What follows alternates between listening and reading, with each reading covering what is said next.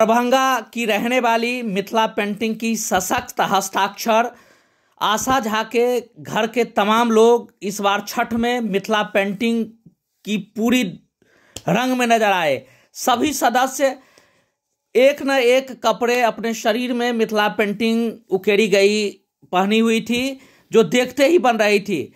छठ की छठा को देखते हुए मिथिला पेंटिंग एक अलग रंग में रंगते नजर आए। पूरा परिवार, बच्चे, बूढ़े, जवान, महिला, लड़कियां, लड़के, तमाम लोग मिथिला पेंटिंग उकेरी गई वस्त्रों में काफ़ी खूबसूरत दिख रहे थे। जो लोग बाहर से आए हुए थे, इनके पूरे परिवार को देख काफ़ी दंग रह गए।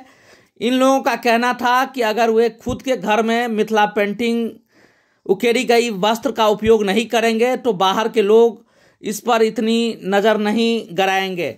उन्होंने कहा कि इससे लोगों को सीख भी मिलेगी।